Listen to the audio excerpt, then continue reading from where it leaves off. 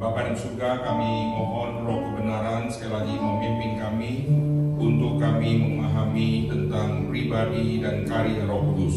Kami bersyukur Tuhan sudah kumpulkan kami, dan kami coba berdoa bagi yang berhalangan, biar Tuhan juga memimpin mereka, dan nanti pun mereka bisa mendengarkan melalui rekaman. Dengar doa kami dalam nama Tuhan Yesus kami berdoa, amin. Silakan duduk. Lihat ya. Oke, hari ini saya akan membahas doktrin tentang Roh Kudus. Doktrin tentang Roh Kudus adalah salah satu doktrin di antara doktrin Allah Tritunggal yang paling banyak diselewengkan. Di dalam tiga pribadi Allah Tritunggal, kristologi yang sangat banyak diselewengkan, tetapi masanya sudah lewat.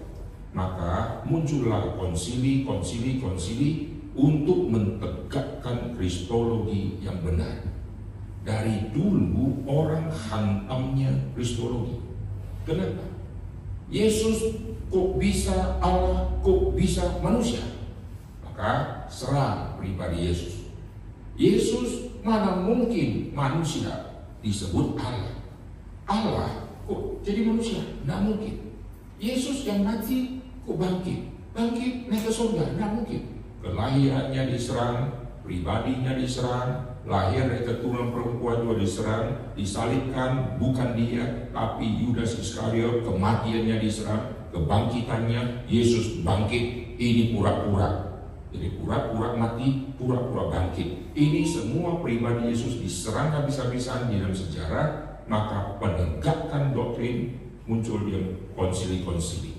Tetapi setelah kristologi sudah diserang dan tidak bisa tembus, maka kita lihat orang menyerang pribadi yang berikutnya, yaitu pribadi ketiga, yaitu mereka serangnya Roh Kudus. Yang menyerang Bapa sama yang menyerang Yesus sama yang menyerang Roh Kudus, kalau kita listkan di dalam sejarah, yang paling banyak duluan itu menyerang kristologi. Dan sampai hari ini juga banyak yang menyerang kristologi, khususnya orang-orang non-Kristen. Mana mungkin dia perempuan, seorang perempuan bisa lahirkan anak Allah yang adalah Allah kok jadi baby? Nah, mereka serang. Tapi ini sudah diserang sangat lama. Maka serangan-serangan berikutnya itu adalah tentang Roh Kudus, tapi bukan dari kelompok non-Kristen. Kalau kristologi diserang oleh non-Kristen, Roh Kudus, tema Roh Kudus tidak diserang oleh orang non-Kristen, tetapi dari kubu kekristenan yang salah mengerti doktrin Allah Tritunggal, khususnya tentang pribadi Roh Kudus. Akhirnya mereka salah tafsir tentang Roh Kudus di dalam gereja. Mana yang lebih bahaya? Kalau kristologi yang non-Kristen yang serang, maka kita mengerti dia punya pendirian tidak ada Kristus. Gampang kita baca. Yang paling susah adalah doktrin Roh Kudus ditolak oleh orang kalangan kekristenan, dan mereka menciptakan doktrin Roh Kudus yang baru, yang berbeda dengan kitab suci, dan mereka melang gereja. Nah, ini kesulitan di dalam kekristenan yang sangat besar. Begitu kita serang doktrin Roh Kudusnya, maka kita akan dicap tidak ada Roh Kudus. Kita kalau serang mereka, kenapa kau iri sama mereka yang tumbuhnya begitu cepat, kalian tumbuhnya begitu lambat? Kalau kau ada Roh Kudus, mana mujizat yang menyertaimu? Akhirnya orang-orang Kristen tertentu yang masuk dalam aliran seperti itu, mereka kira mereka ada di dalam gereja yang Roh Kudus bekerja. Padahal itu bukan Roh Kudus. Maka jauh lebih berbahaya yang non-Kristen serang kristologi sama yang kekristenan menafsir salah tentang Roh Kudus. Karena dia salah menafsir tentang Roh Kudus, maka efeknya pasti salah menafsir tentang Yesus. Yesus berkata kalau Roh Kudus itu datang, dia akan mengingatkan perkataan yang pernah kukatakan kepadamu. Jadi kalau Roh Kudusnya dia salah Mana mungkin yang salah itu akan mengingatkan perkataan Yesus yang benar? Tidak mungkin itu. Lalu kalau dia tolak Yesus, tidak mungkin dia akan mengerti doktrin Roh Kudus, karena Yesus mengutus Roh Kudus. Yesus yang mengutus, dia tolak, otomatis tidak menerima yang diutus. Yesus pernah mengatakan, kalau kau menerima Bapa, kau pasti menerima aku yang diutus oleh Bapa. Kalau kau tolak Bapa, kau pasti tolak Anak yang diutus. Jadi kalau tolak Yesus, pasti dia akan tolak Roh Kudus. Tolak Roh Kudus, pasti dia akan tolak Bapa, karena Bapa dan Yesus mengutus Roh Kudus. Nah, ini semua rangkaian yang saling terikat satu dengan lain. Maka kita kalau lihat aliran-aliran kekristenan yang meninggikan Roh Kudus, yang salah tafsir, nanti kristologinya koslet. Yesus akan menyembuhkan, oleh bilur-bilurnya kamu sembuh. Kenapa teks yang begitu gampang dimengerti kok dibaca jadi artinya lain? Padahal Alkitab catat, oleh bilur-bilurnya kau disembuhkan. Ini bicara penderitaan kita, kejahatan kita lah yang dipikul olehnya. Tidak ada urusan sama tumor, kanker, kudis, urat, anu, tidak ada itu ya. Tetapi sekarang dialihkan ke oleh bilur-bilur Yesus kau sembuh, tumor hilang, kanker sembuh, itu semua omong kosong. Yesus mati kalau mengurusi penyakit, tidak usah disalib kayak begini, cukup mati biasa saja. Kenapa harus matinya menggenaskan? Karena yang dia urusi adalah dosa manusia, yaitu murka Tuhan yang menyala-nyala, yang harusnya manusia kena. Bukan penyakit yang diderita oleh manusia yang Yesus bawa ke atas kayu salib. Bawa penyakit di atas kayu salib ini terlalu remeh. Kenapa? Pengorbanan kayu salib melampaui urusan penyakit. Ini bicara urusan rohani, karena bicara kematian kekal. Penyakit ada di bumi, tidak mungkin hilang dari bumi. Begitu kita lihat kemajuan teknologi tentang makanan, efek samping pasti penyakit. Dulu tidak banyak yang instan, maka semua harus buat bumbu sendiri. Waktu buat bumbu sendiri, orang tua tahu kalau pakai micin kebanyakan rasanya enak, tapi haus melulu. Lalu orang mulai mengerti, micin ini bahaya. Dengan munculnya micin, berbahagialah abang-abang gorengan yang di pinggir jalan. Karena masa apapun, dia cempungin micin satu kotak, sehingga nanti makannya enak, habis itu haus terus. Makin banyak kita makan, teknologi makanan makin banyak variasi. Ada makanan disertai bumbu-bumbu yang nempel, kita makan ada asinnya, ada manisnya, ada gurihnya, kita makan terus, dalamnya sudah semua zat kimia. Maka dengan munculnya teknologi baik makanan, manusia pasti semakin hari semakin banyak penyakit. Contoh yang gampang, rumah sakit selalu penuh, maka penyakit tidak mungkin akan beralih dari hidup manusia. Kalau begitu, kematian Tuhan Yesus di atas kayu salib, kematian yang urusi penyakit, maka Yesus kalah sama semua penyakit. Karena penyakit masih terus ada, jelas. Tetapi keselamatan yang Yesus berikan, keselamatan yang bersifat permanen. Meskipun kita sakit dan mati, keselamatan kita terima di dalam Kristus tidak pernah akan hilang selama-lamanya. Amin. Nah, sekarang kita akan melihat tentang doktrin Roh Kudus. Urutan di dalam Tritunggal, yaitu Bapa akan utus Anak. Urutan ini harus terjadi dulu. Setelah itu baru akan mengutus Roh Kudus. Oleh sebab itu, seluruh kitab suci berfokus kepada Kristus terlebih dahulu. Kita lihat janji tentang keselamatan keturunan perempuan. Ini langsung berfokus kepada Kristus yang akan lahir ke dalam dunia ini. Lalu Yesus berkata, Musa menulis tentang aku. Seluruh Taurat fondasi isinya adalah tentang Kristus. Lalu waktu Yesus ada di dunia, waktu baptisan, Bapa konfirmasi, inilah anakku, kepadanya lah aku berkenan. Apa beda kalimat Bapa di baptisan sama kalimat Bapa di Yesus dimuliakan di atas gunung? Kalimat yang keluar mirip tapi beda. Di baptisan, inilah anakku yang kukasihi, kepadanya lah aku berkenan. Dimuliakan di atas gunung, Bapa bersuara lagi, inilah anakku yang kukasihi, dengarkanlah dia. Kalimat ini tidak ada di tema baptisan. Kenapa? Karena di tema baptisan Yesus belum mengajar. Itu masih masa awal, Yesus dicobai, Yesus dibaptis, Yesus nanti baru akan keluar di dalam pelayanan, memilih rasul, lalu keliling, baru berkata-kata, mengajar.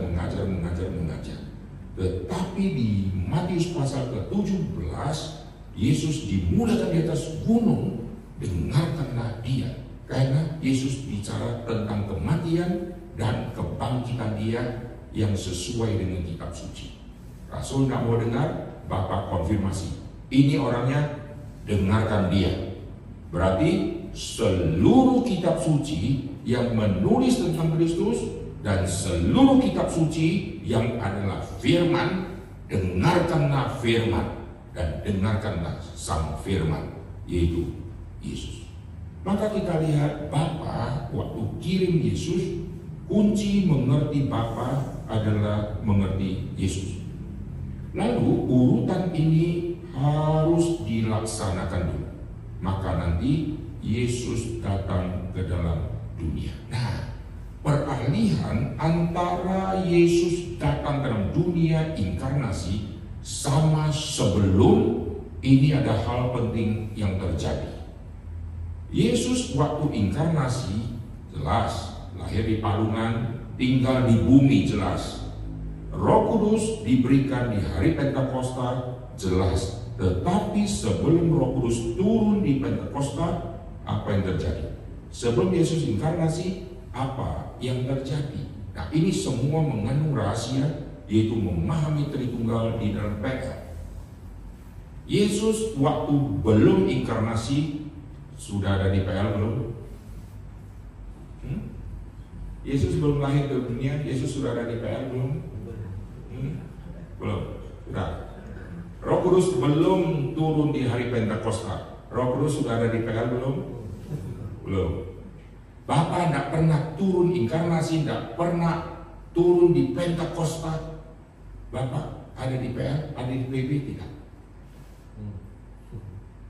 Kalau Yesus belum turun, di PL nggak ada Yesus.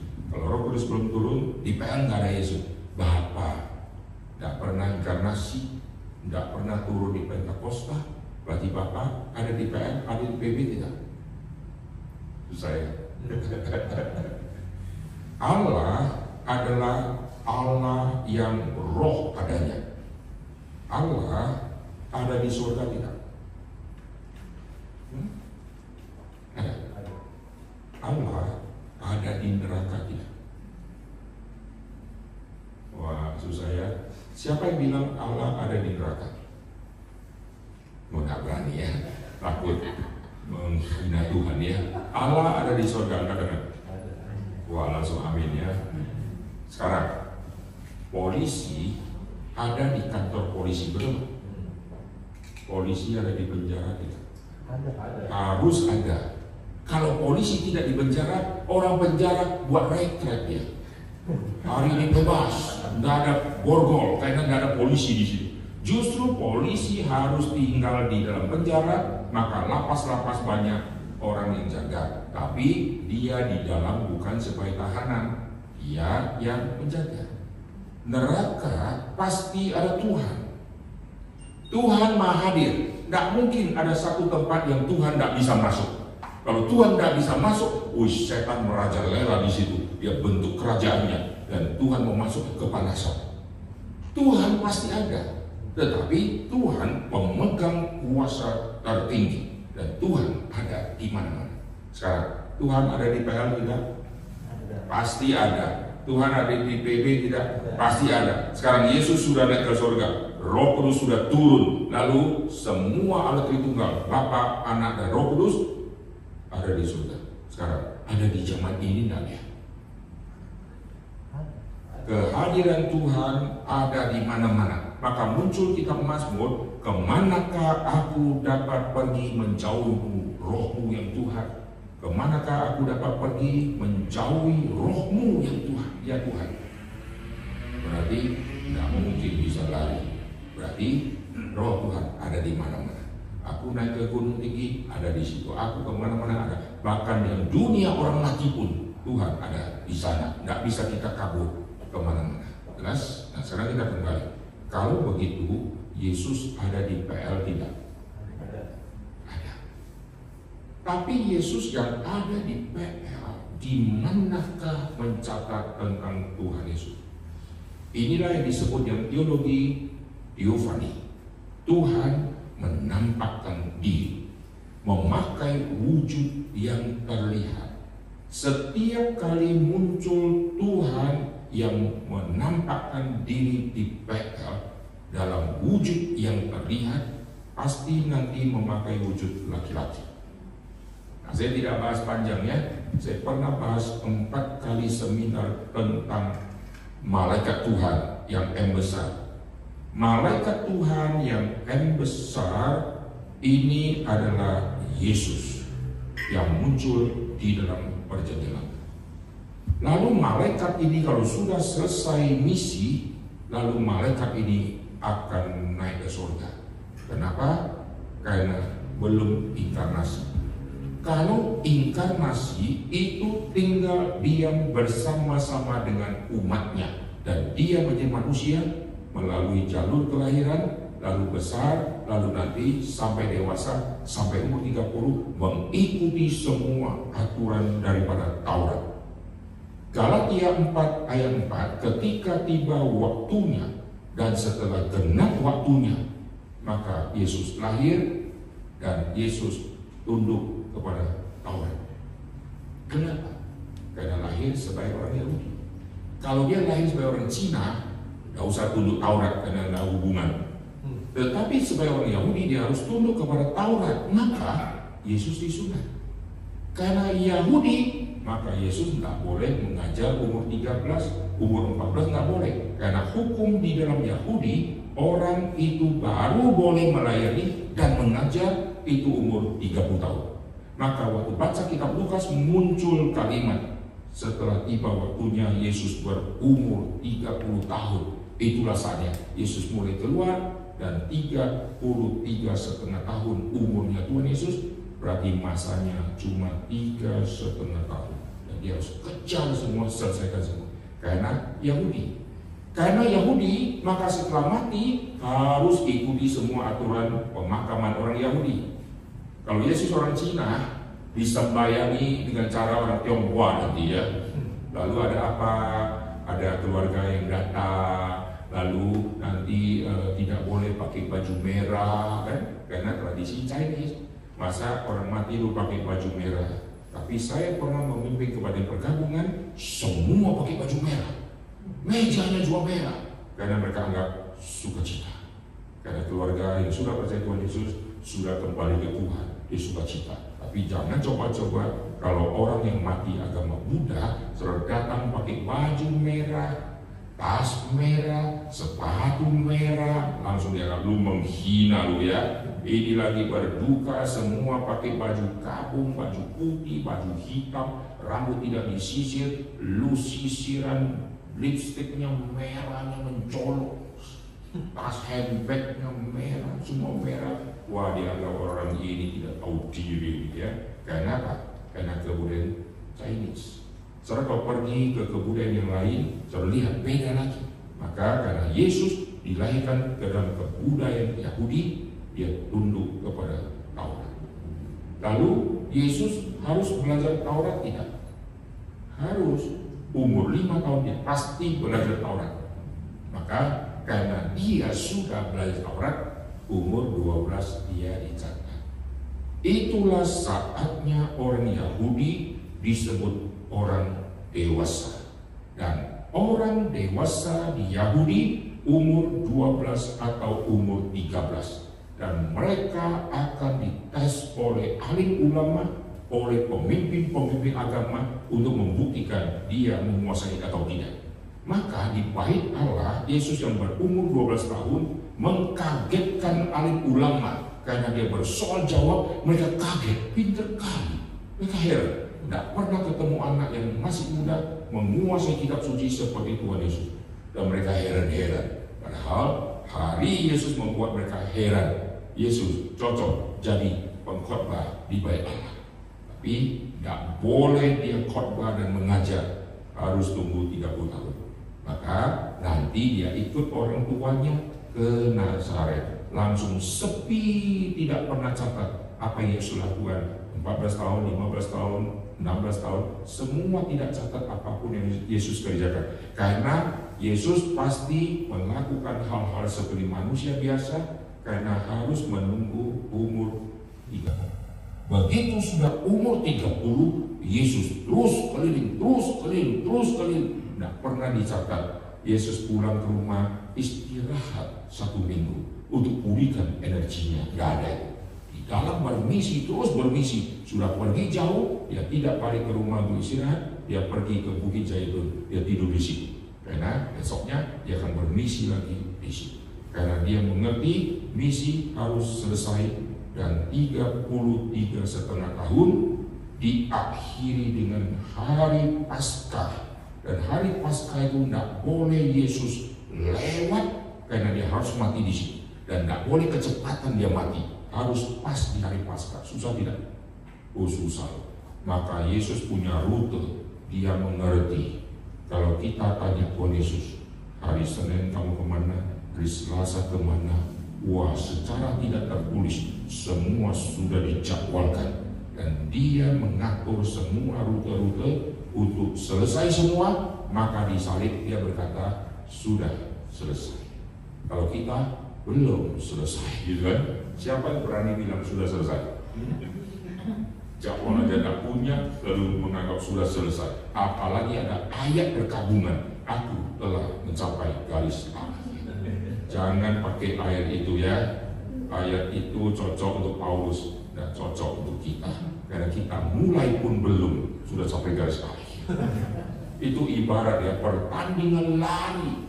Kita baru pakai sepatu, belum kita berkata, aku sudah capai finish. Diketawain oleh semua orang, saudara ya. Kapan lu lari? Atau dia lari 1 keliling, karena masih ada 30 keliling. Lalu dia selesai dia istirahat, aku sudah selesai lari. Diketawain. Lari saja belum, sudah capai garis akhir. Inilah manusia. Waktu hidup malasnya luar biasa, waktu mati aku telah mencapai garis akhir. Mahkota kebenaran telah tersedia bagiku. Mungkin cuma brosur yang dia dapat ya, bukan benda aslinya. Tapi Paulus berani berkata, aku telah mencapai garis akhir. Nah, sekarang kita kembali di dalam PL ada Yesus. Yesus memimpin umatnya di PL. Lalu Yesus yang muncul ini ditulis. Maka malaikat Tuhan memimpin bangsa Israel. Kitab Korintus mencatat mereka sudah minum minuman rohani yang sama, makan makanan rohani dari batu karang rohani yang mengikuti mereka, dan batu karang itu adalah Kristus. Wah, Paulus langsung clear. Yang memimpin mereka, yang mengikuti mereka adalah Kristus. Jadi Kristus berjalan di depan. Ini adalah gembala yang model tiang awan tiang api. Kenapa tiang awan tiang api tidak di tengah saja atau di belakang, harus di depan? Karena ini gembala. Malaikat Tuhan berdiri di depan. Nanti waktu mau seberang laut, di depan ada laut Tebrau, di belakang ada tentara Mesir, ya. Kalau posisi saya berjalan, laut di depan, malaikat Tuhan pasti di depan. Sekarang Mesir ada di belakang, Firaun kejar di belakang, maka malaikat Tuhan akan bergerak. Dia melewati orang Israel, dia pindah ke belakang, maka dia kacau balaukan tentara Firaun. Dia berjalan di depan. Nanti di PB Yesus berkata, akulah gembala yang baik. Gembala di zaman dulu berjalannya pasti di depan. dan Dia yang memimpin. Mazmur 23, Tuhan Gembalaku yang menuntun aku ke padang yang hijau. Yesus membawa dari Mesir ke Kanaan yang berlimpah susu dan madu. Ini gembala yang sejati. Lalu di dalam kitab Nehemia muncul kalimat begini: Tuhan mengutus Roh Kudus sebagai penganjur untuk bangsa Israel, atau sebagai pengajar bagi bangsa Israel. Jadi di padang gurun ada Roh Kudus yang mendampingi, dan Roh Kudus itu sebagai pengajar. Nah, Roh Kudus di PL tidak muncul seperti Kristus yang muncul terus, malaikat Tuhan, malaikat Tuhan, malaikat Tuhan berbicara kepada Hagar, malaikat Tuhan berbicara lalu bergulat dan seterusnya, bergulat dengan Yakub. Yang Roh Kudus juga terus bekerja, tapi diam-diam. Karena pekerja Roh Kudus selalu diam-diam, pekerja Kristus itulah yang ditonjolkan di dalam kitab suci. Maka nanti Yesus berkata di Injil Yohanes, jikalau Roh Kudus itu datang, Dia akan memuliakan aku. Jadi gampang kita menilai satu pendeta atau satu gereja ada Roh Kudus atau tidak. Khotbah dia khotbah apa? Terus menurut khotbah tentang Roh Kudus. Selamat pagi Roh Kudus, kau baik Roh Kudus, kami meninggikan namamu ya Roh Kudus. Itu bukan pekerja Roh Kudus. Roh Kudus tidak pernah meninggikan diri sendiri, dan Roh Kudus tidak pernah memuliakan diri sendiri, dan Roh Kudus akan memuliakan Kristus. Lihat Yohanes Pembaptis, dia dipenuhi Roh Kudus sejak di dalam kandungannya. Dia tidak pernah lakukan satu mujizat kesembuhan apapun. Di Yohanes pasal ke-10, di bagian akhir, Yesus membawa orang-orang yang mengikuti Dia pergi ke tempat Yohanes Pembaptis pernah membaptis. Di situ Yesus tidak khotbah, tempat itu yang berkhotbah. Contoh ya, saudara pergi ke luar kota, sudah pindah, lalu suatu saat datang ke Jakarta lagi, saudara lewat Cideng ini, yang terpikir di otak apa?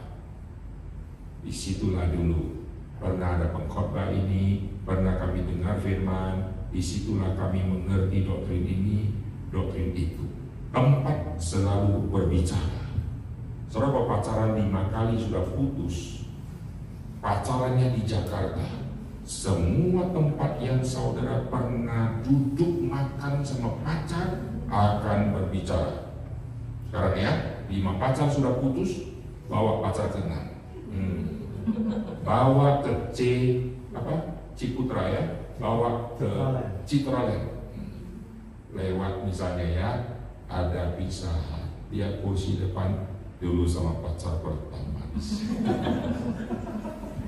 Dia kalian ini yang dulu yang menjatuhkan Coca-Cola ke baju saya ini sehidup dia. Seorang ajak pacar yang ke-6 nonton, begitu masuk bioskop langsung ingat, pacar pertama dulu di sana sama saya, yang kedua di ujung, yang ketiga di ujung. Sama makan kepiting, kesukaan pacar yang ketiga. Apapun akan berbicara, betul nggak? Maka tempat akan berbicara. Saudara dilahirkan di kota mana, pernah SD, pernah SMP, setelah saudara sudah kuliah, saudara pulang kampung, saudara ingat, dulu saya jongkok di sini depan rumah ini, sekarang sudah jadi ruku. Tempat semua akan berbicara. Dan waktu tempat berbicara, muncul kalimat di Yohanes pasal 10, bagian yang akhir. Meskipun Yohanes tidak pernah melakukan mujizat, tapi apa yang dia katakan tentang Yesus benar adanya. Itulah orang yang betul-betul ada Roh Kudus. Sekarang gereja kena tipu oleh pendeta yang ada Roh Kudus. Pegang tangan saya, pegang, rasakan. Nanti ada aliran, saya kirim Roh Kudus melalui tangan saya, sambung, jatuh.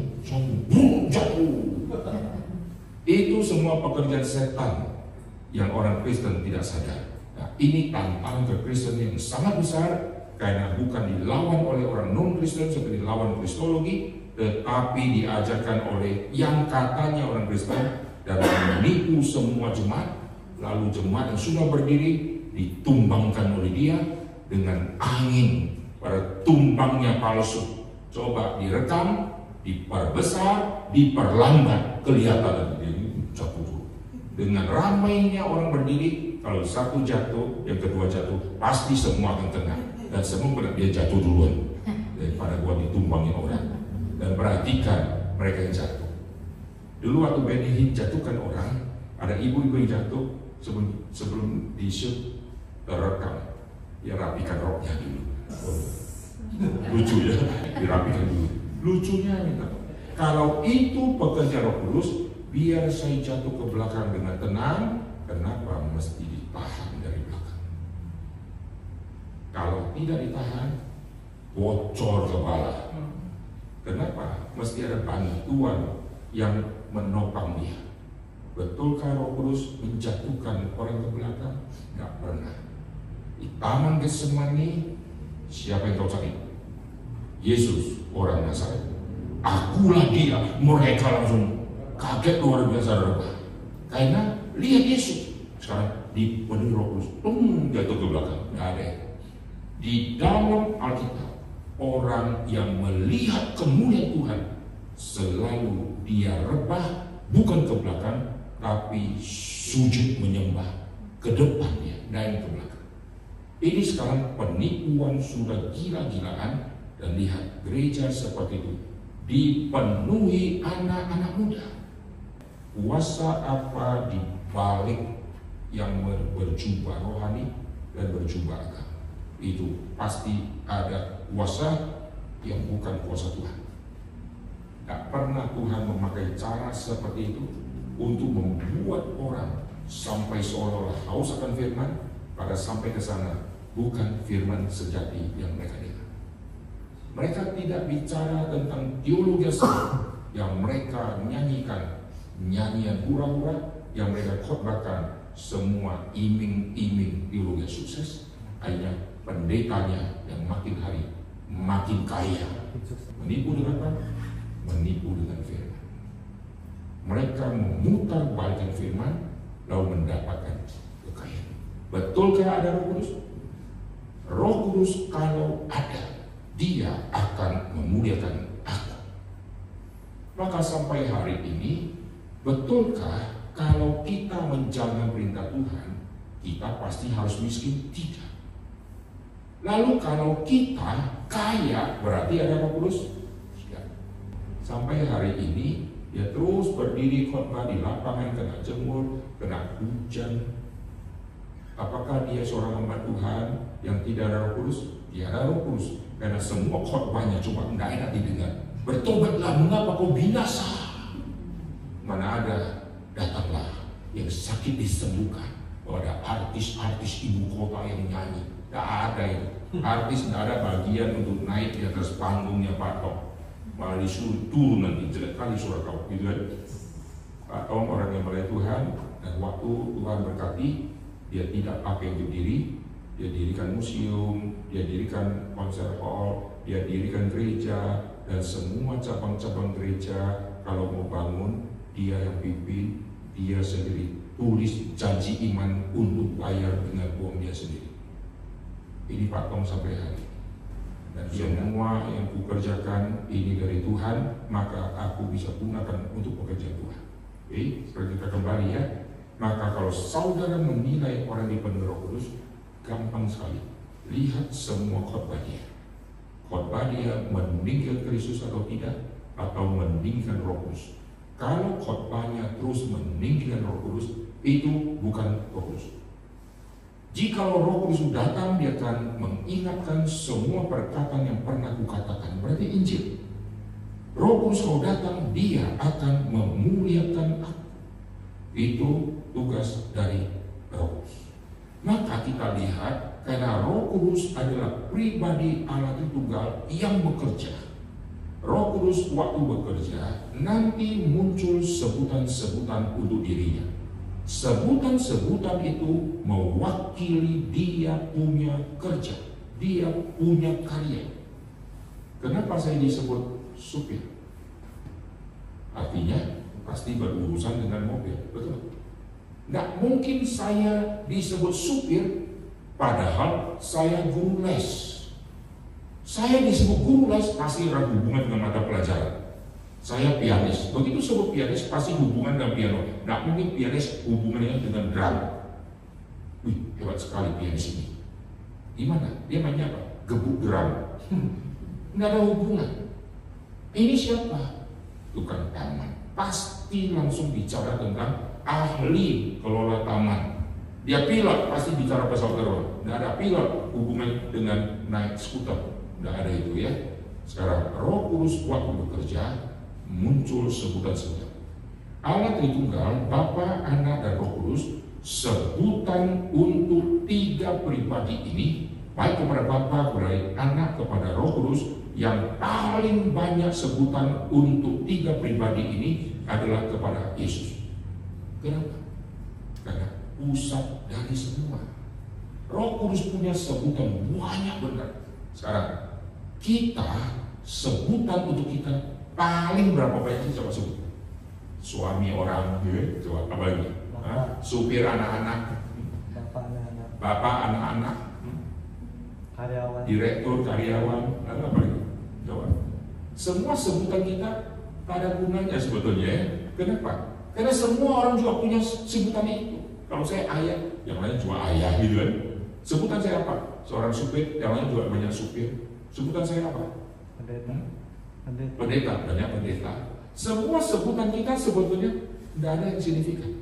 Kecuali ya, saya orang yang IQ tertinggi di dunia, aku saingan Einstein. Nah, itu boleh ya, itu satu-satu. Yang lain sisanya semua sama kok. Wah, aku rakus makan, itu banyak orang rakus ya. Lalu apa lagi? Aku suka traveling, banyak yang traveling.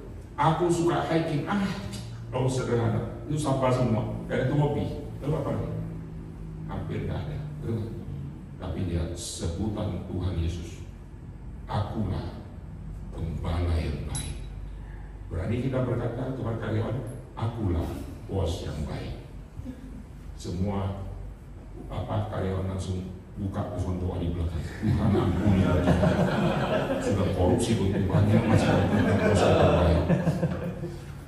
Lalu berani berkata di keluarga, hai istri dan anak-anakku, akulah papa yang terbaik. Dalam hati si anak, Tuhan, neraka sudah di depan dia, masih gak sadar. Kayak berani tidak? Saya supir yang terbaik, berani. Begitu lihat supir yang lebih profesional, baru tahu kita kurang terbaik. Tidak ada yang berani sebutkan sebutan yang Yesus pernah sebutkan. Akulah kebangkitan dan hidup, berani kita ngomong. Coba temukan satu sebutan yang unik untuk diri kita, hampir nggak ada. Akulah laki-laki, banyak. Akulah, semua sama, hampir nggak ada. Tapi untuk Yesus, banyaknya beratus-ratus. Yesus pintu, kita ikutan. Akulah jendela, gitu ya, nggak ada signifikan ya. Akulah pintu. Karena jalan menuju ke dalam hanya satu pintu. Orang zaman dulu mengerti tenda. Itu di dalam bahasa Ibrani itu bed. Bed itu nanti menjadi poin untuk bait. Bait itu adalah rumah. Rumah itu simbolnya adalah gini. Jadi ada kotak gini, ada naik sedikit, ada gini. Ini kayak kemah. Semua kemah pintunya cuma satu. Itu pintu masuk, itu juga pintu keluar. Kalau kita di rumah, pintu depan, pintu belakang, pintu samping kebanyakan. Kalau zaman dulu cuma satu, semua tenda cuma satu pintu. Maka akulah pintu, maksudnya tidak ada jalan lain bisa menuju ke Bapa kalau tidak lewat satu ini. Maka mereka mengerti. Sekarang kita kembali ya. Nah, kita akan melihat sebutan untuk Roh Kudus. Sebutan untuk Roh Kudus selalu berkonotasi doktrin di belakang itu. Mari kita lihat di dalam kitab suci. Saya akan kasih poin-poin penting untuk mengkoreksi pikiran kita yang selama ini mungkin sudah salah. Kita lihat di Kisah Rasul pasal 16. Kisah Rasul pasal yang ke-16, coba lihat di ayat yang ke-7. Semua sebutan untuk Kristus mengandung makna yang sangat dalam, persebutan. Dan persebutan juga untuk Roh Kudus, semua mengandung tema yang sangat dalam. Lihat di pasal yang ke-16 ayat yang ke-7, ya. Dan setibanya di Misia mereka mencoba masuk ke daerah Bitinia, tetapi Roh Yesus tidak mengizinkan mereka. Sekarang saya tanya, Roh Yesus adalah Yesus, betul tidak? Roh Yesus adalah Yesus, betul ya? Ya. Kalau saya sebut Roh Aiter, ya Aiter kan? Ya. Roh Udin, ya Roh Udin, ya Udin kan? Sekarang Roh Yesus adalah Yesus, betul tidak? Siapa yang bilang betul? Siapa yang bilang salah? Siapa yang bilang nggak tahu? Kenapa betul? Coba jelaskan. Roh Yesus adalah Yesus. Kenapa betul? Pribadinya. Kenapa salah? Tadi ya, tidak salah. Kenapa? Roh Kudus. Roh Kudus. Tahu dari mana? Dari mana? Bukan ini Roh Yesus. Terjemahan lain. Sekarang kita lihat lagi ya. Coba lihat di dalam kitab Roma pasal yang ke-8. Tercatat ya ayat tadi Kisah Rasul, sekarang Roma pasal yang ke-8. Roma 8, lihat ayat ke-9. Tetapi kamu tidak hidup dalam daging, melainkan dalam roh, jika memang roh Allah. Roh Allah ini siapa? Ya pasti Allah kan?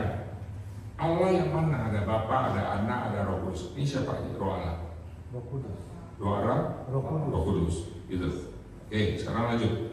Diam di dalam kamu, tapi jika orang tidak memiliki Roh Kristus, ia bukan milik Kristus. Roh Kristus adalah Kristus. Betul tidak? Iya.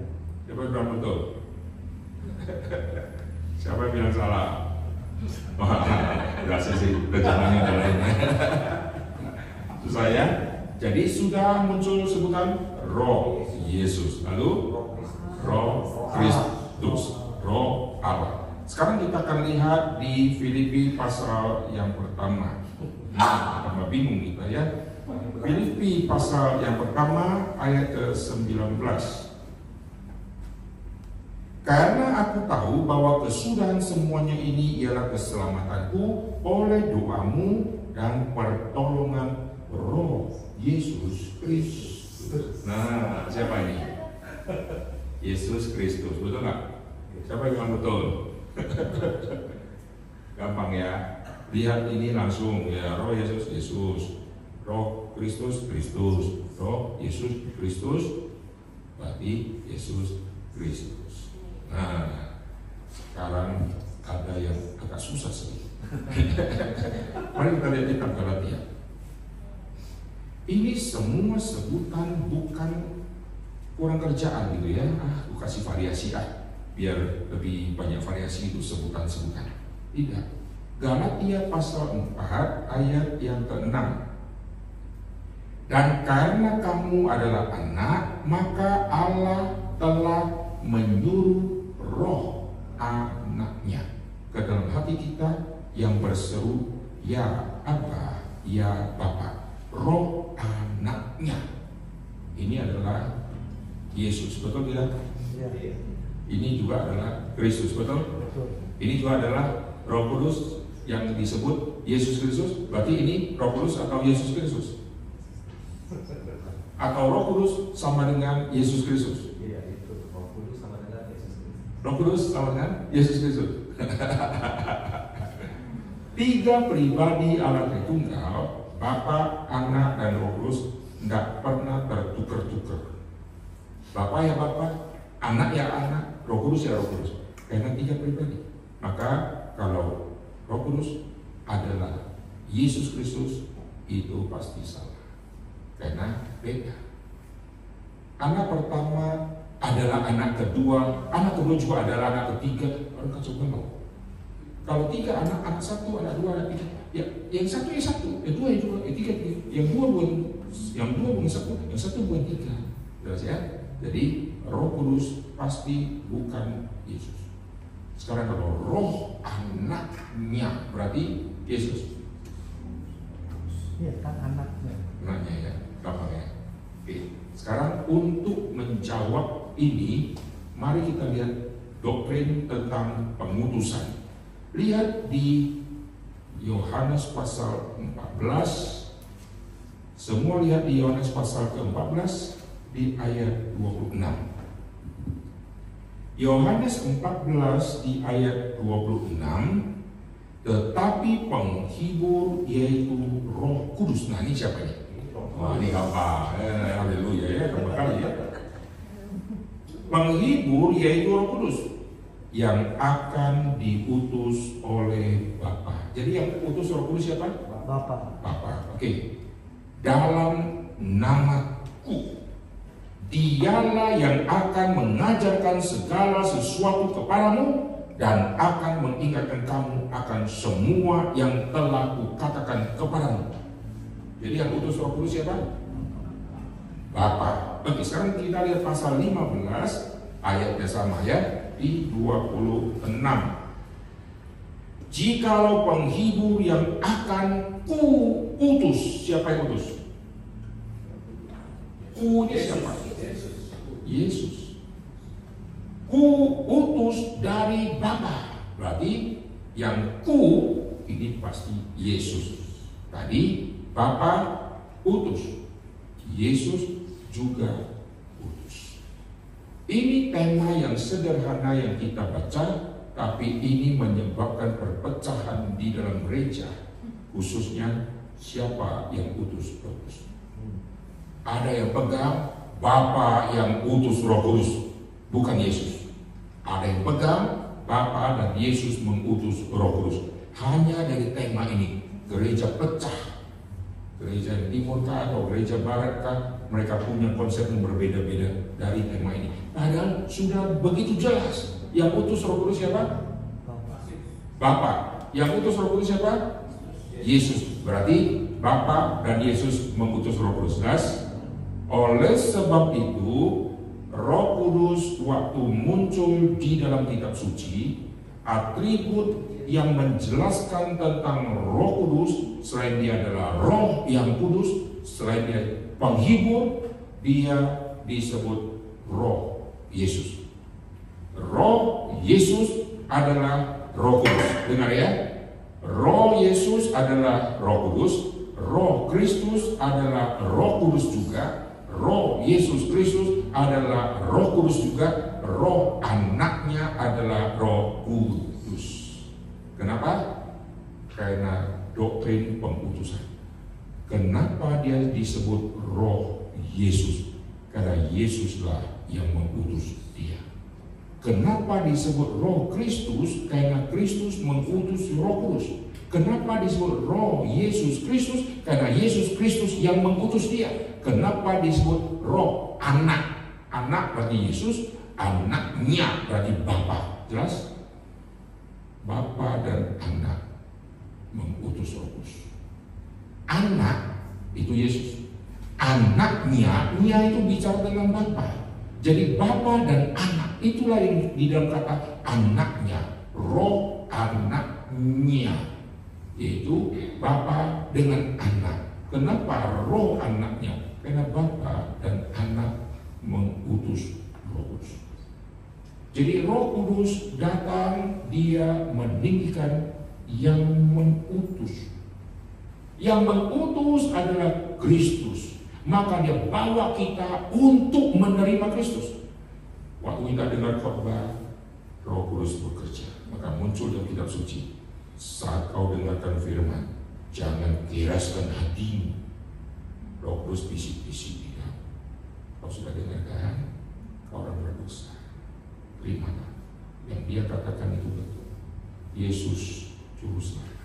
Dengan terima roh anaknya, kita terima Yesus, kita terima Bapa, maka kita memanggil ya Aba, ya Bapa. Kalau tidak pernah kita akan tahu Bapa yang mana kalau tidak via Yesus. Yesus anak tunggal Bapa, kita anak-anak Allah secara adopsi. Maka saya berani memanggil Bapa. Enak kali kau. Kok bisa? Melalui keselamatan, Roh Kudus membawa saya untuk mengenal Kristus. Dan karena Roh Kudus membawa saya dalam keselamatan, maka sekarang saya memanggil ya Aba, ya Bapa. Bapanya Yesus juga Bapa kita semua. Maka Yesus berkata, kalau kau berdoa, demikianlah, Bapa kami, kamu, dan Yesus, Bapa kami. Yesus tidak berkata, kalau kau berdoa begini ya, Bapa aku yang ada dalam surga, lunda ya aku. Tersinggung semua murid ya.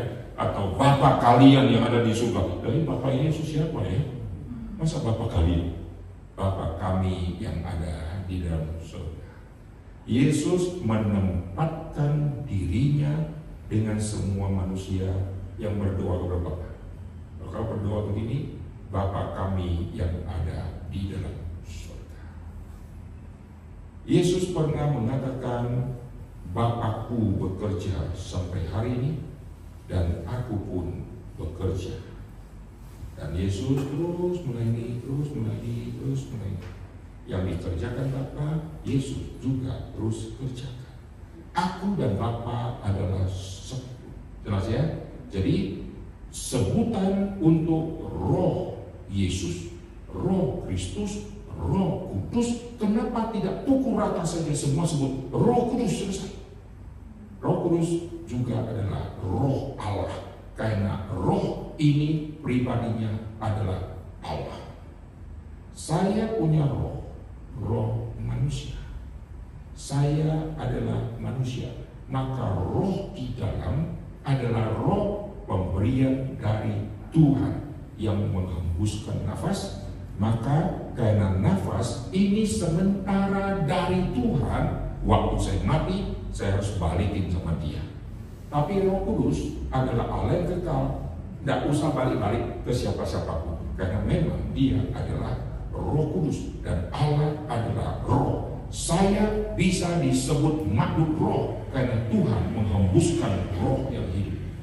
Maka semua manusia di seluruh muka bumi waktu sudah mati, berita koran selalu sama. Telah berpulang ke rumah Bapa di sorga, Bapa acong setelah menghembuskan nafas terakhir. Pasti pakai kata menghembuskan, tidak pernah ada tulisan setelah menarik nafas matilah dia. Tidak ada itu. Kenapa harus diakhiri dengan hembus? Karena hidup manusia dimulai dengan Tuhan hembus, manusia terima. Sudah terima, yang milik bumi kembali ke bumi, maka kembali ke debu tanah. Yang milik Tuhan hembus terakhir, kembali ke Tuhan. Kita semua pasti akan hembus. Nanti kalau sudah mau mati coba lawan ya. Tidak, aku tidak mau balikin, aku tahan. Nah, enak. Semua orang kalau mati diakhiri dengan tarik nafas, sengsara hidup kita. Coba tarik, 1, 2, 3, tarik, mati. Wih, enak. Coba tarik, mati, lepas. Selesai sudah. Kenapa? Karena Tuhan hembus, yang milik Tuhan kembali ke Tuhan. Yang milik bumi sementara kembali ke bumi. Karena roh yang Tuhan berikan adalah roh yang kekal. Maka manusia produk dari yang sementara tapi bernilai kekal. Karena ada roh yang Tuhan kasih yang tidak mungkin mati mengikuti tubuh yang mati. Tapi Tuhan tidak bertubuh, tidak berdaging, dan Dia dari awalnya adalah roh. Maka Allah adalah roh. Tetapi pribadi Allah Tritunggal hanya Yesus yang berdui sifat. Maka Yesus inkarnasi memakai tubuh manusia. Dan waktu Yesus memakai tubuh manusia, kok bisa? Ini kedaulatan Tuhan. Tuhan kok bisa? Memang sudah seperti itu.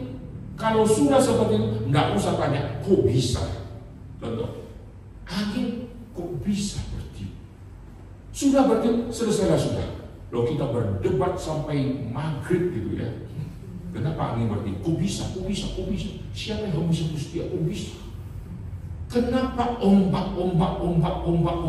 Seluruh dunia bentuknya sama. Kenapa tidak siku sedikit kotak atau diagonal? Kalau kita debat, semua yang Tuhan sudah tetapkan seperti itu, terimalah. Karena memang sudah begitu.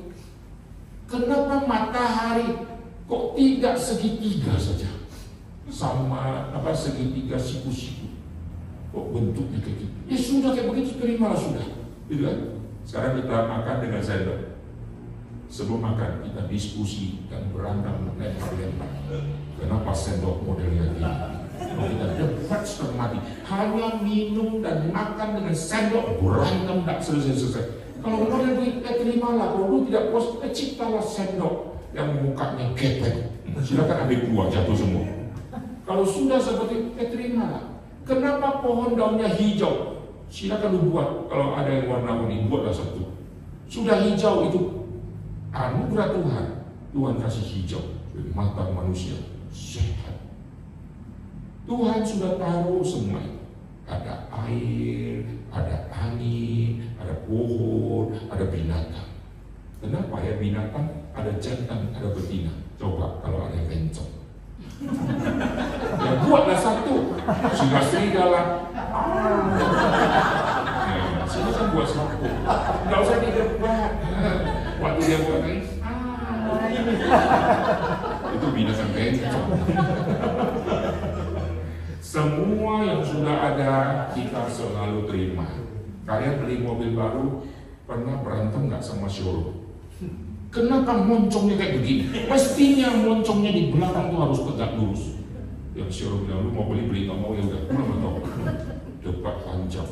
Pabrik sudah buat begini ya lu terima. Nanti kalau pabrik buat lagi lu terima. Kalau nggak terima lu beli yang lain, beli yang gepeng. Kenapa kok harus terbangkan gini? Kok jujurnya begini? Saya mau duduk menyamping lah. Silakan naik pesawat sendiri ya, buat sendiri. Kalau sudah ada kita selama ini terima. Tapi kalau sudah lihat Tuhan, kenapa Tuhan memilih orang selamat? Mulai recokin Tuhan. Ini namanya bukan joki ya. Sekarang kita kembali ya.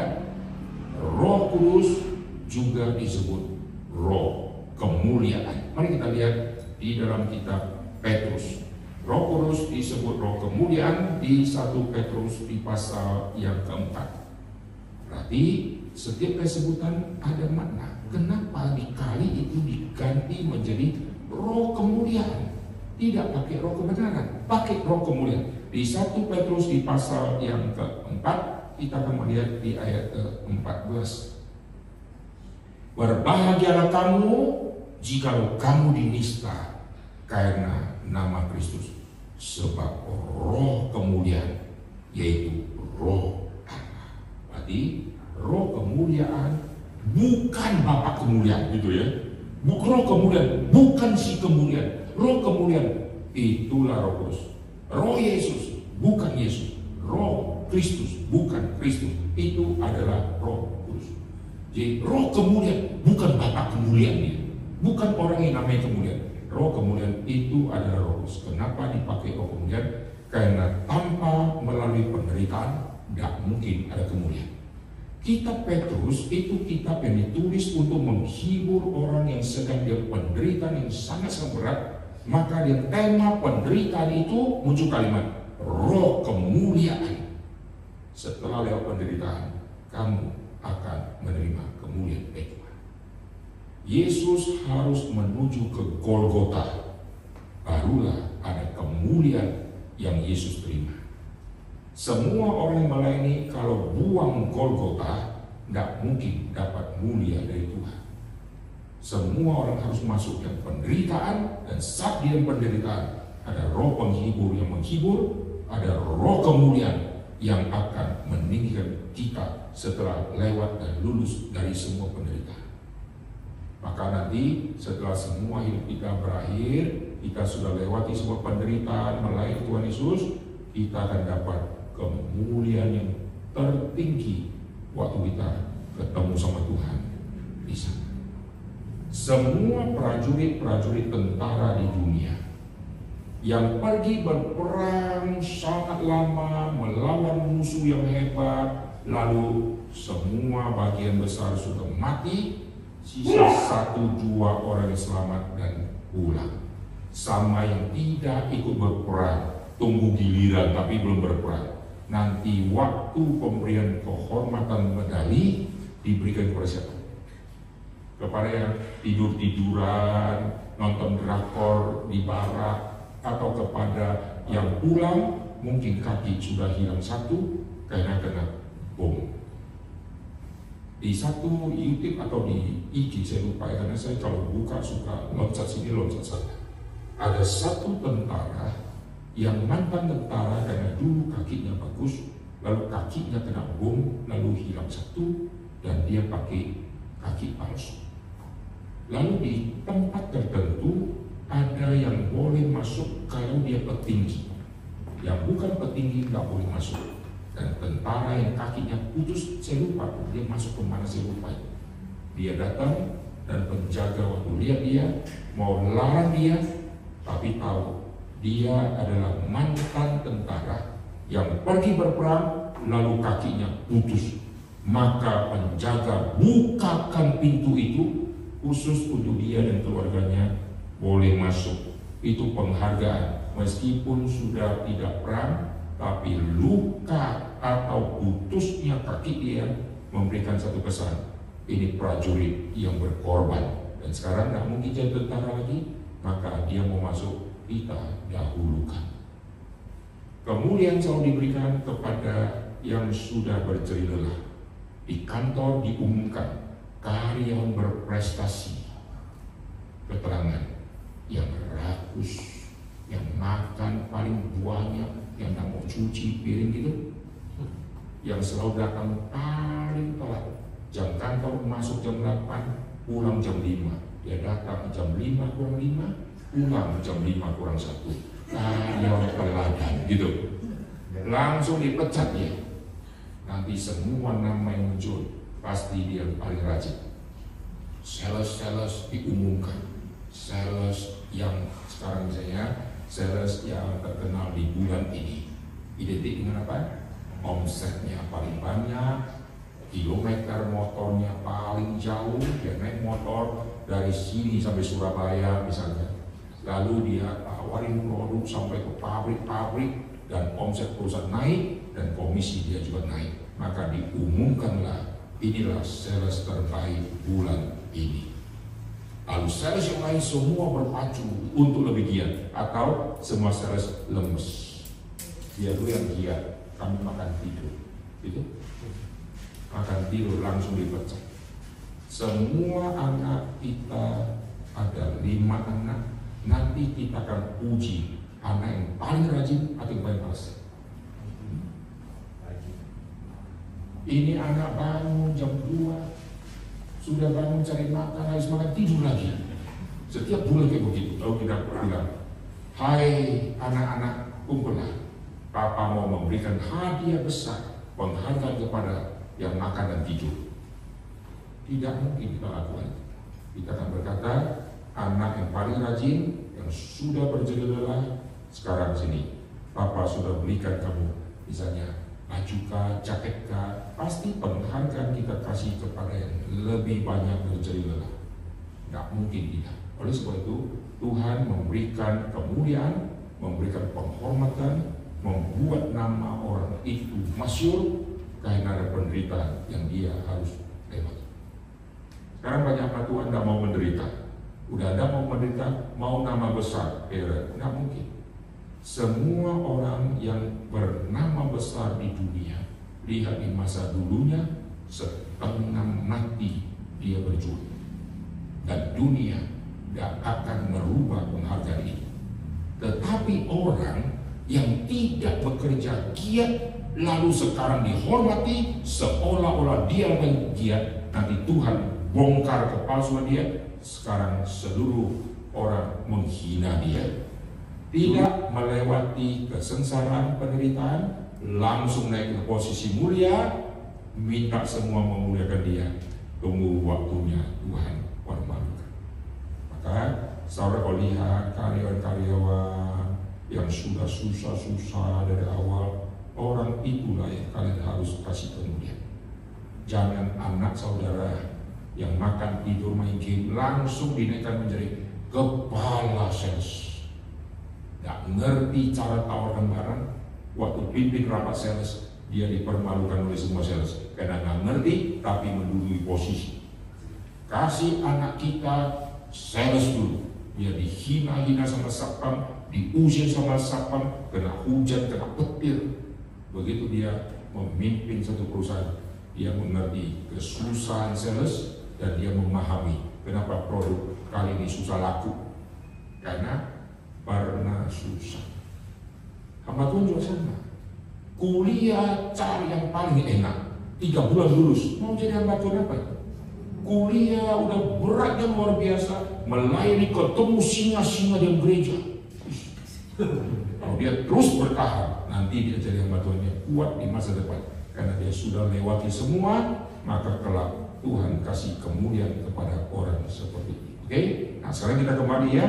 Nah, sampai kepada zaman PP, Roh Kudus yang di zaman PL, Roh Kudus terus bekerja diam-diam dan muncul secara begitu jelas, yaitu muncul kalimat Roh Kudus menghinggapi. Roh Kudus menghinggapi hakim-hakim itu, ada hakim A, hakim B, untuk jalankan satu tugas yang begitu besar. Setelah tugas selesai, Roh Kudus kembali ke surga. Misi sudah selesai. Lalu raja diurapi dengan minyak melambangkan Roh Kudus, dan raja itu memimpin dengan kuasa dari Roh Kudus. Dan kalau dia berdosa, Roh Kudus meninggalkan orang ini. Roh Tuhan telah undur daripada Saul. Artinya dulu ada Roh Tuhan, sekarang Roh Tuhan sudah pergi. Maka Daud pernah berdoa, jangan biarkan rohmu yang kudus itu pergi daripadamu. Ketakutan dia, karena belum Pentakosta.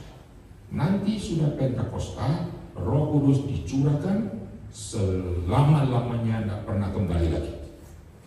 Di Indonesia atau di dunia ada gereja yang konsep salah.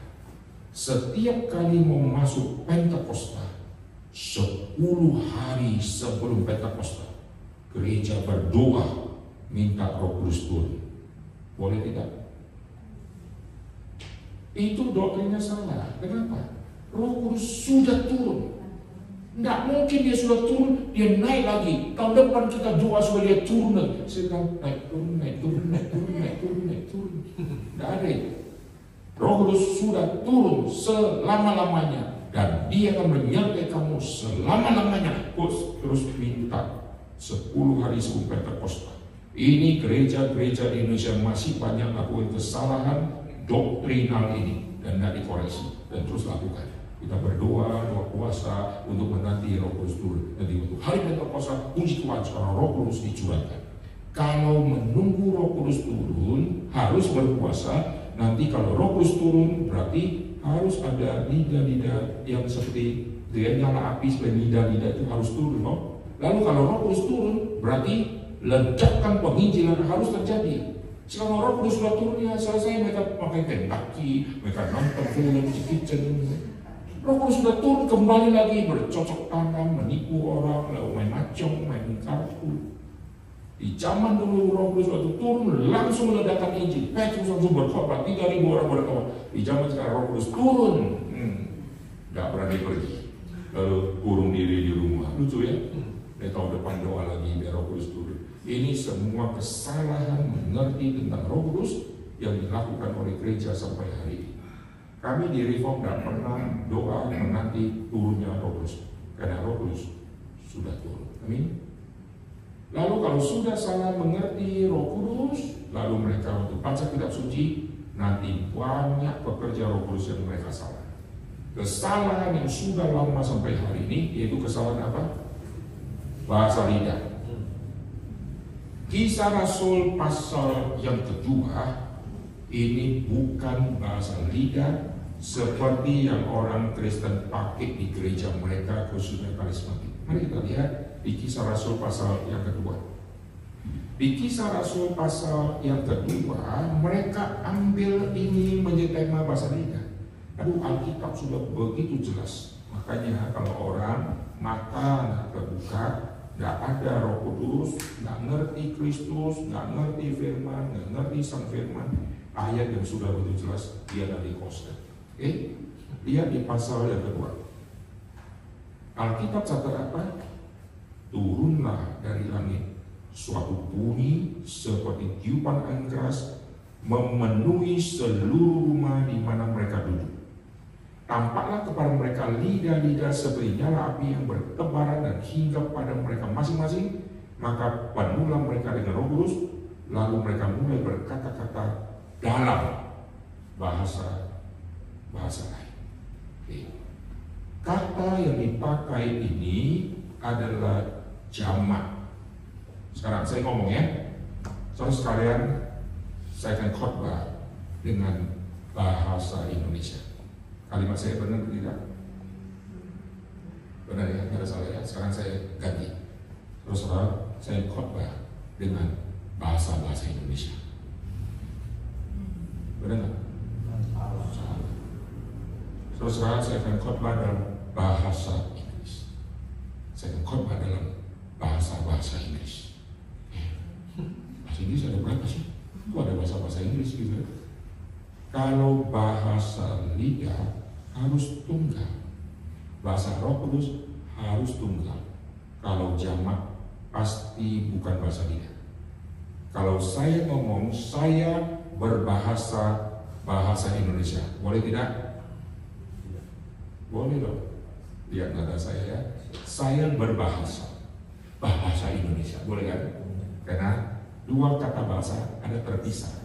Tapi kalau saya sambung, saya berbahasa Indonesia, saya gabung dengan tanda minus itu, bahasa, jadi double salah itu.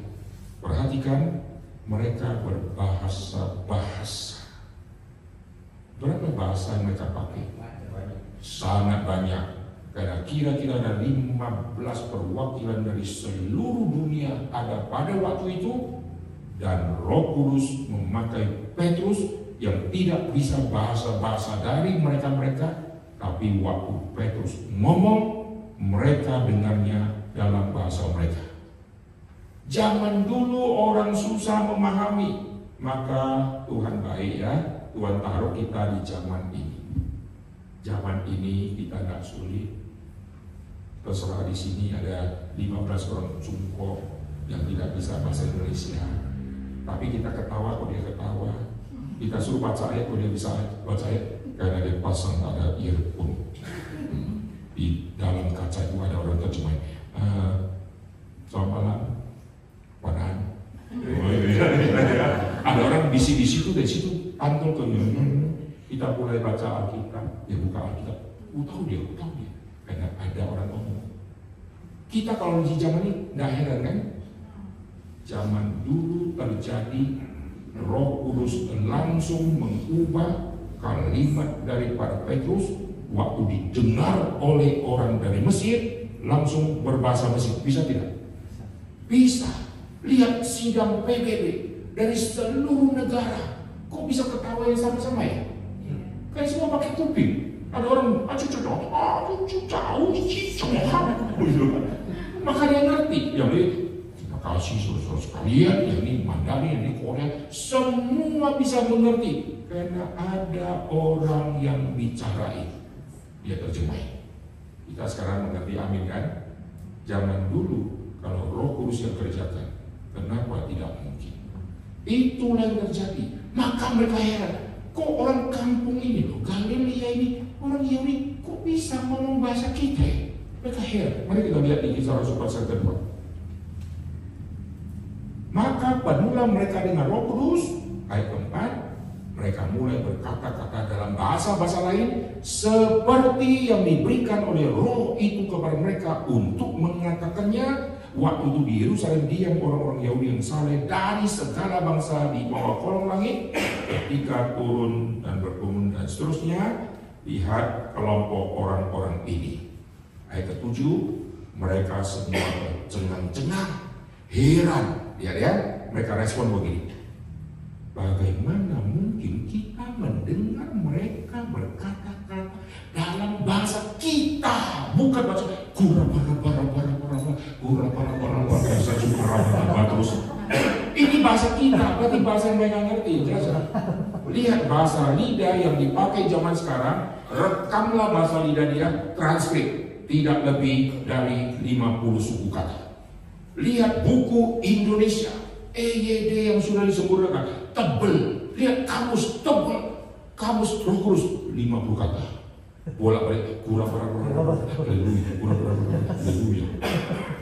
Kalau bahasa Tuhan dibukukan, berapa tebal itu? Indonesia saja kejadian sampai Wahyu tebal begini, suka tak banyak benar. Masa baca dia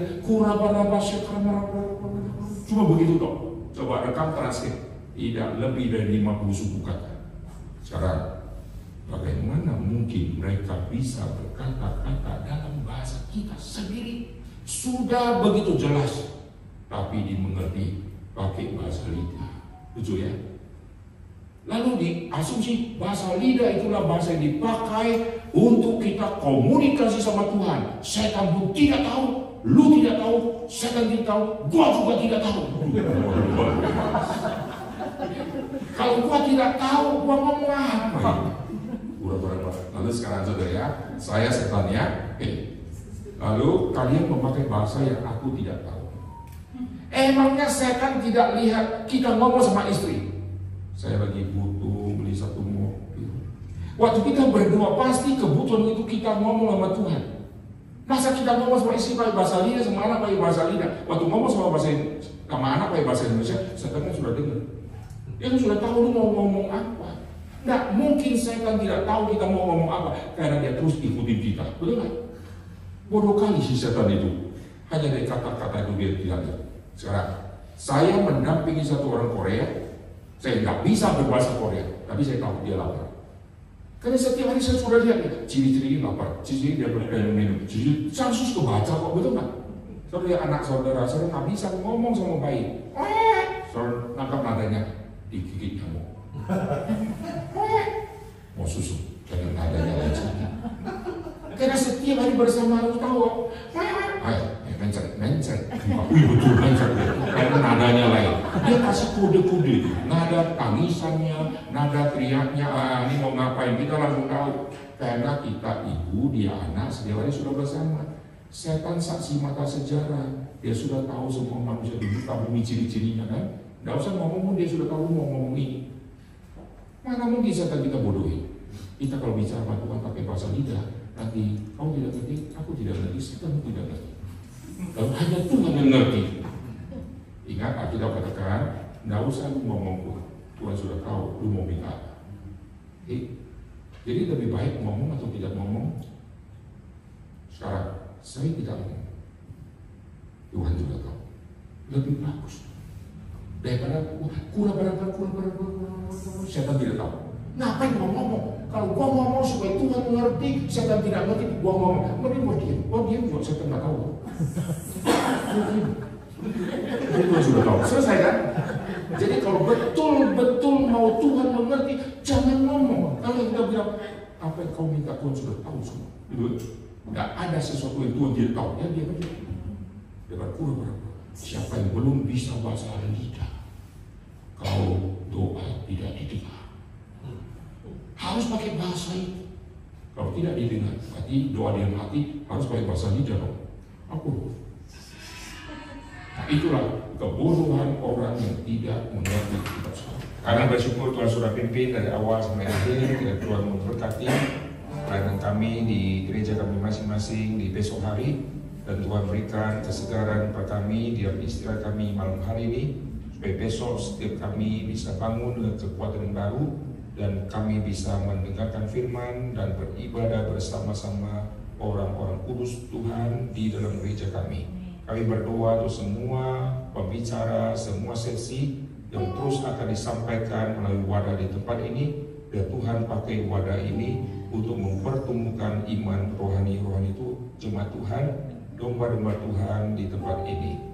Tuhan juga berkati semua hamba Tuhan yang melayani, semua rekan-rekan yang juga ada di tempat ini.